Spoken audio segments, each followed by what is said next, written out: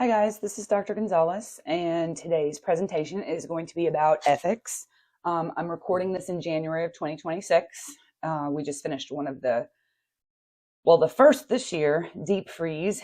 I hope you are all safe and warm and well wherever you are. But if you're watching this later, think back to January because that's where we are right now in the grand scheme of things, and it's very cold. We've had a couple of nice cold fronts come through. So this conversation is going to be about ethics. Ethics is a topic that is extremely important, not only in research, but also, I hope, in your daily lives as well. It should permeate your professional life as well as your personal life to a certain extent. But we're going to be talking about ethics within the guise of research. So let's talk about how research ethics came about, right?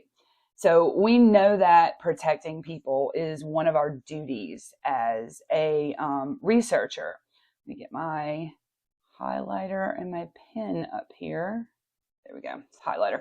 So, ethics, it's really important to keep these concepts at the forefront of our mind from the beginning of a research project all the way to the end, right? Ethics is going to guide us, and it's going to help us protect our participants, and it's going to ensure the integrity of our research. Other researchers are going to look at us and know that we did this ethically, and therefore they can trust what we're doing. So those principles that we're discussing in this particular video are going to guide us through the entire research process. So it's very important for us to put this into context historically. How did we get to the point where we needed to establish ethical standards? And that begins with the idea that not every person holds the same ethics that guide their life, right? What I believe is unethical may not be the same belief as someone else. So after some very historical missteps, it became necessary for us to establish standards and guidelines that we could all agree on. So one of the first things that you might encounter when you're talking about ethics is the Tuskegee syphilis study, okay? This was a long-term longitudinal study that was conducted from 1932 to 1972. So you're talking about 40 years that this went on. It was a public health study, and it was aimed at exploring the disease of syphilis, right? And they were looking at syphilis within a population of African-American men in Alabama. And what basically happened was the researchers just really wanted to see what syphilis did as it progressed throughout its, its run as a disease. So they had participants that were infected with syphilis. They didn't intentionally infect these gentlemen. They had syphilis from a normal, natural way, right, which is usually sexually transmitted. But the enrolled participants had syphilis, and they were deceived and denied treatment. And this was done even after we had developed an effective treatment for syphilis. So syphilis is very treatable. It's a shot of penicillin in general, right? There are some resistant varieties out there, but it's a shot of penicillin and you're done. But as it is sexually transmitted, it is important that partners be tested and treated as well. And in females, it can be passed down to unborn children. So by deceiving and denying treatment to the males, others, females and children, were affected as well. So the three ethical violations that were key here were that, number one, this was disrespectful, completely disrespectful, had no respect for the participants or their families at all. Two, there was harm that was done, specific harm, damage was done to this group. And number three, it targeted specifically a disadvantaged group, which in and of itself is not necessarily a terrible ethical violation, right? Sometimes our research is designed to help disadvantaged groups, so we want to include them in our research, but there's a way to do that But when you're specifically targeting a disadvantaged group like that and not providing treatment and not worried about the harm that you're causing, then you're violating a bunch of different ethical standards. So I've included in Canvas a YouTube video that I'd like you to go back and watch. It's talking about the continued impact of the Tuskegee syphilis study even today, right? So we're coming off of the tails of COVID-19, the pandemic, the lockdown, and all of the things that were included in that huge life-changing event that we all went through. And, you know, part of the rush with COVID-19 was to develop a vaccination. And vaccines require us to do clinical trials and studies. And when you have lost faith as a group in the medical establishment and in public health and in the government, it's hard for those people to be included in a study. Therefore, we're not helping a disadvantaged group again. So I really urge you to go back and watch this video, because it's going to talk about how the Tuskegee syphilis study is still impacting our communities today. So the next study I want to talk about is Milgram's obedience study. And this was a study that was aimed at investigating obedience to authority, right? So you had an authority figure that was going to give instructions to a group of people. And that group of people would then have to follow those instructions. And those instructions may include harming someone. And in this particular study, it was electrical shock. So it wasn't anything permanent, but still, the participants thought they were there for a different reason. They were told they were there for a simple study on learning and memory. But in the guise of the experiment, right, the participants were given instructions. Those instructions were to give an electrical shock to a learner that was actually an actor, right? It was a person participating in the research as well. They were informed of what was going on. And they were supposed to do this whenever the actor got an answer wrong, okay? And the voltage supposedly on these shocks was increasing as it went along. So what they found from this study was that a lot of participants were going to obey the authority figure, okay? And they delivered the shocks up to the highest level, even when the participant that was receiving the shock protested and appeared to be in pain, right? So the conclusion from this research was that ordinary people are surprisingly easy to convince to follow authorities when those authorities are issuing orders that conflict with their personal morals. So the problems that we have from this research were that, number one, it used deception, and it didn't tell the participants what was going on. They didn't know that the shocks that they were giving were not really shocks. When you hear the people in the study protesting in pain, when you hear that they're protesting in pain, there's a degree of psychological stress and emotional distress, okay? Afterwards, when the study was finished, there wasn't any debriefing conducted. So the participants had no idea that what they just participated in wasn't really a painful thing, right? That it was really an obedience study and that was it. And then the fourth one here is that what was the benefit to society, okay? Unfortunately, though, we're coming into a day and age where following the instructions of authority figures without regard to your ethical and moral principles is a big deal with everything that's going on in the world right here. So there is value to this, but what was the benefit from it? Was there a benefit to it other than to help drive ethical principles, maybe? So based on those two things, those are just two examples. There are several other examples out there in the world. And when you do your city online research training, you're going to see some other examples and you're going to read about them. And I'm going to put some more info in Canvas about those studies because you have an assignment that I would like you to do related to this. But the Belmont report came out in 1979 after we had had several studies conducted that were ethically not correct.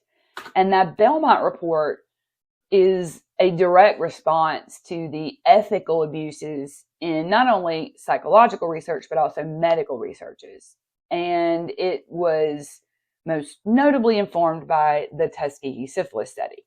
So in 1974, the National Research Act was passed, and it created a commission, and that commission was supposed to study historical cases and current practices in research ethics, and it was also supposed to identify some basic ethical principles so that we could develop some guidelines to help us when we're doing research that involves human subjects. And so that report came out, and in the report, they identified 3 primary ethical principles that we need to be concerned with. And those are respect for persons, beneficence, and justice. So this report still has merit today, okay? It serves as one of the foundational guidelines that institutional review boards use. So IRBs are boards in universities primarily that have the job of reviewing your research proposal and to make sure that you have covered all of the bases when it comes to ethics and those 3 principles, right? Beneficence, justice, and respect for persons. So you're going to read and examine that report as part of your assignment this week. So the principles in it, let's discuss that a little bit more in detail. So the first one was respect for persons. And what that basically means is that your participants as individuals, they are autonomous agents. That means they can make their own choices and their own decisions. And primarily here, we're talking about the decision to participate in the research and the decision to withdraw, right? So you've got, do I participate or not? And then can I leave this study when I want to? And then the Belmont report also identified that there are certain subgroups of our population that have what we call diminished autonomy. And those would include people like children, because generally our parents consent for us if we're a child. And prisoners is another one, because prisoners are in a situation where they are not able to fully exercise their autonomy as an individual.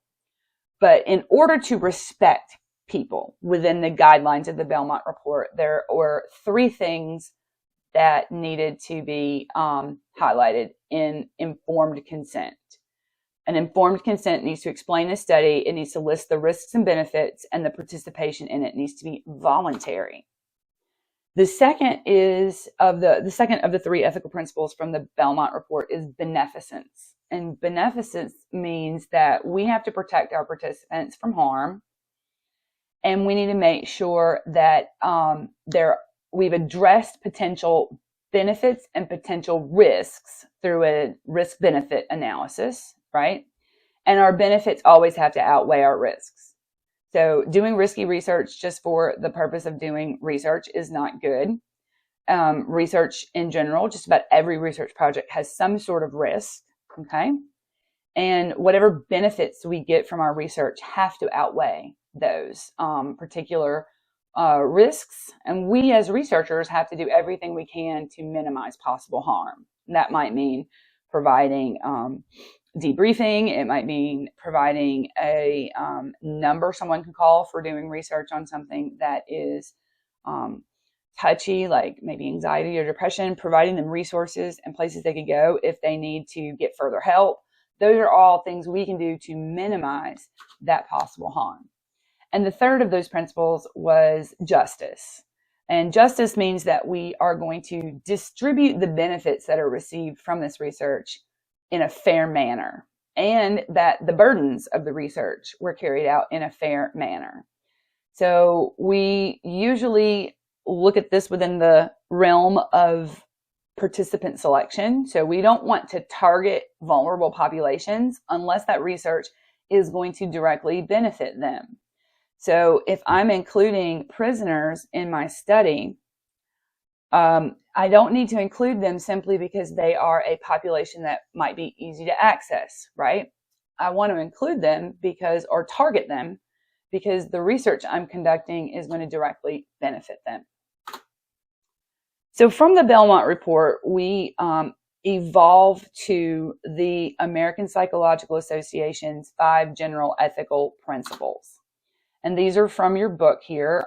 In this table, we have respect for persons, beneficence, and justice. Those are our Belmont report principles, and those break down here into our APA ethical principles. So for respect for persons, we have respect for people's rights and dignity. Let me change the color on that. That is not a color that is working out for me here.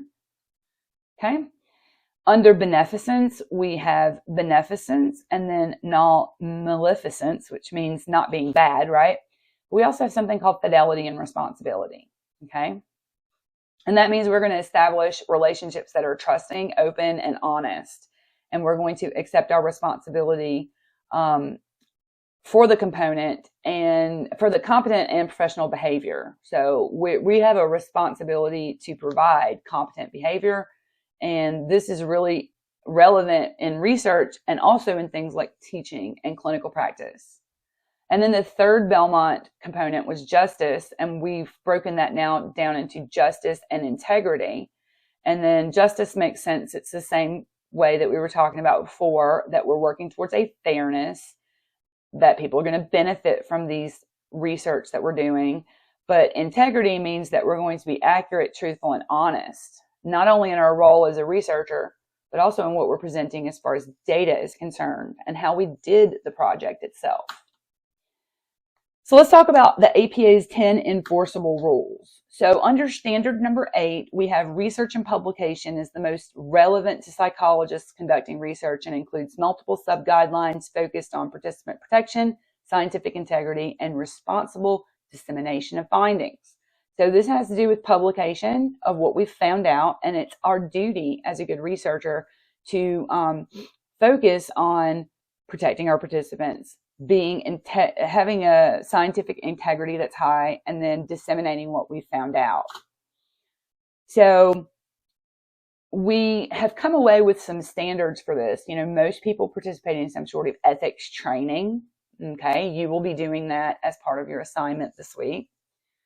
We also use those institutional review boards. Those IRBs help us to establish how we're going to be ethically responsible in our research. Informed consent is a key component. You know, our participants need to be fully briefed and informed about what the research is doing, the benefits, the risks, that they can withdraw at any time. Those help keep us on board. And these two go together, right? The IRB is going to review your informed consent, and they're going to give you guidance on that. Then you have deception and debriefing. So that means if I'm using deception, if I'm deceiving my participants, why am I doing it? Is it absolutely 100% justified that I do it? And did I do it in the right way? And then debriefing, these two things kind of go hand in hand. If I have deceived you, do I have debriefing going on? Am I telling you what's going on at the end and guiding you to be safe if any resources or whatever is needed out there after the fact?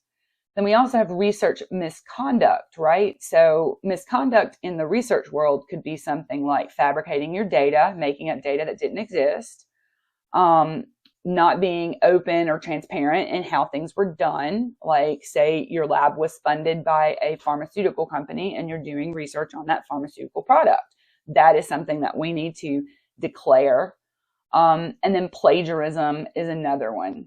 And then our last one here is animal research, which we will touch on very briefly. But these are things that are common between the APA and the CPA. So let's talk about IRBs. These are independent committees that review research proposals that use animals. Okay. I'm sorry, animals, humans.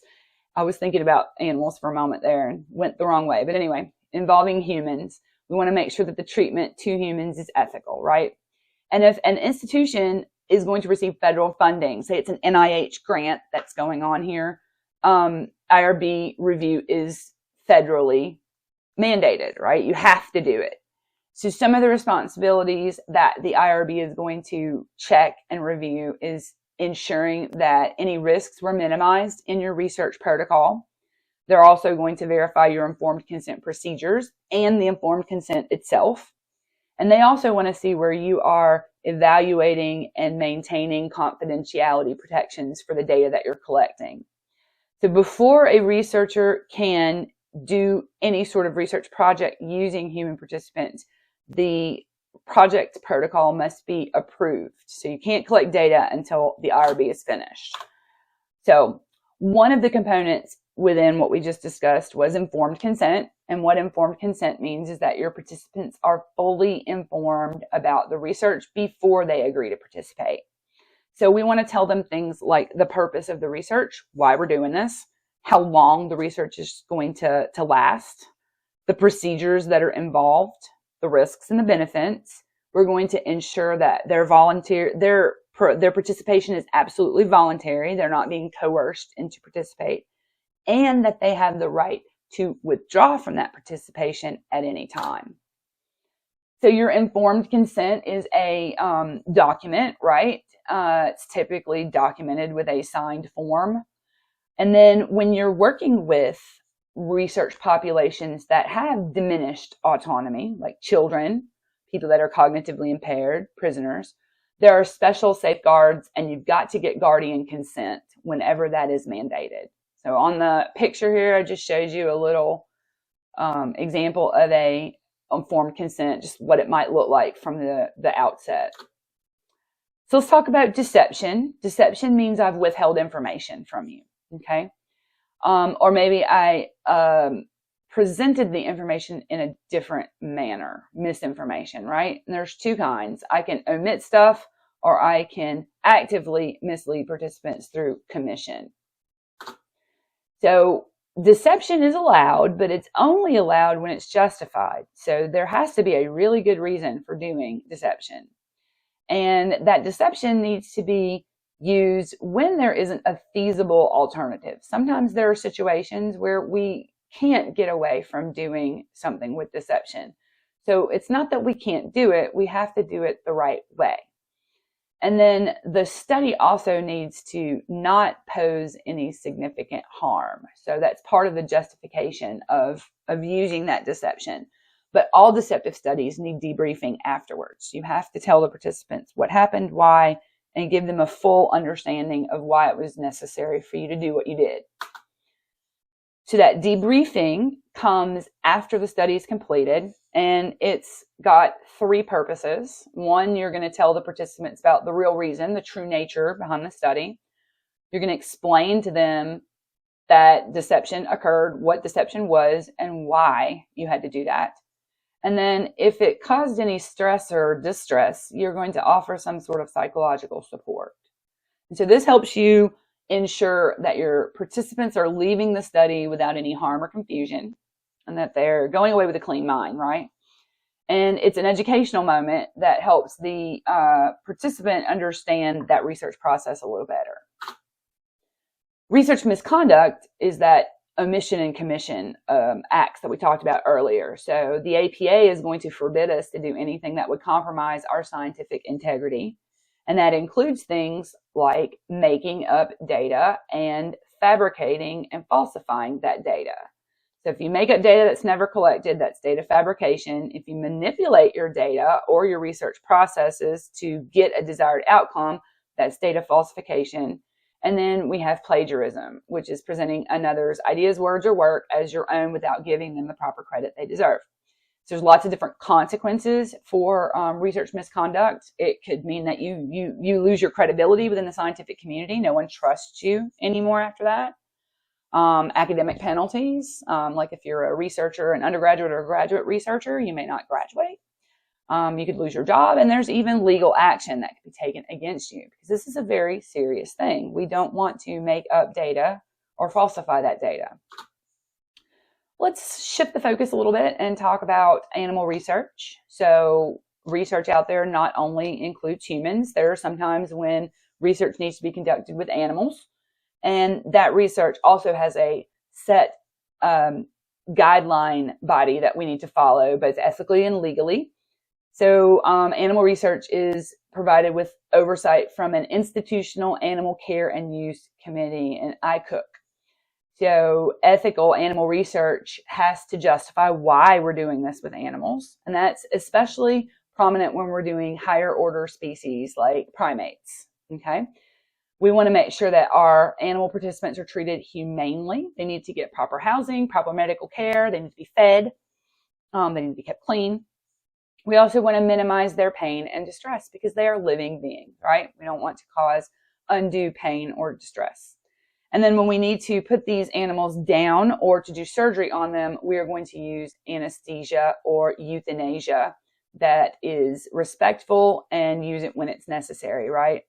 And then there's a huge component with the people that are doing your animal research with you, that those people are trained in how to handle animals and do procedures in an ethical way. All right, so let's summarize. The key goals under Standard 8 were to protect human and animal subjects, ensure voluntary informed participation, promote transparency, honesty, and accountability in our research, and prevent exploitation or harm, and then to maintain our integrity in the psychological sciences. So let's talk about how we evaluate risk and benefit. So before a research study is conducted, there is a huge component about that risk-benefit analysis. So we want to make sure that we've balanced the risks and benefits, and we need to evaluate harm. We're going to look at physical harm, psychological harm, and then the possibility that we lose confidentiality. So as a researcher, you have to look at what's the probability that something negative is going to happen, what's the magnitude of that possible thing that might happen, and balance that against the value of the knowledge that you might gain by conducting this research. So it can be very complex in balancing the value versus the risks, right? We have to be super, super careful when we're talking about deception, when we're talking about using a placebo in a clinical trial. So you have a clinical trial, you have two different groups. You have one group that gets the potential medication that you're giving out. You have another group that doesn't. Both groups have the condition that you're worried about, right? Say it's cancer. So a lot of people that go into clinical trials as participants might be at the end of a treatment scheme that has not worked for them. So by offering them the possibility of this clinical trial, they have hope again.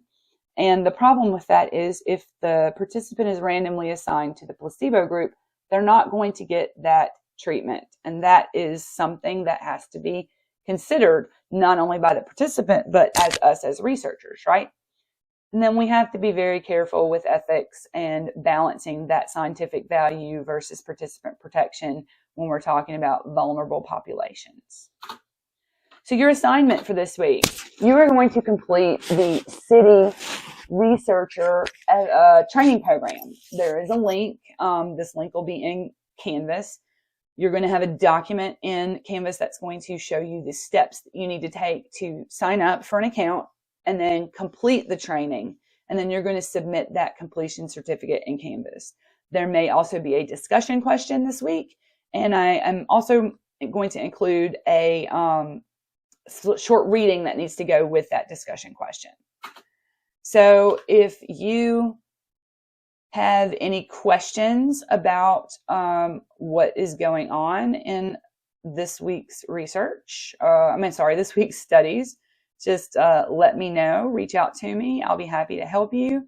If you have any questions or concerns about anything, you can reach me by email. And I look forward to seeing you guys again in the next video. So take care.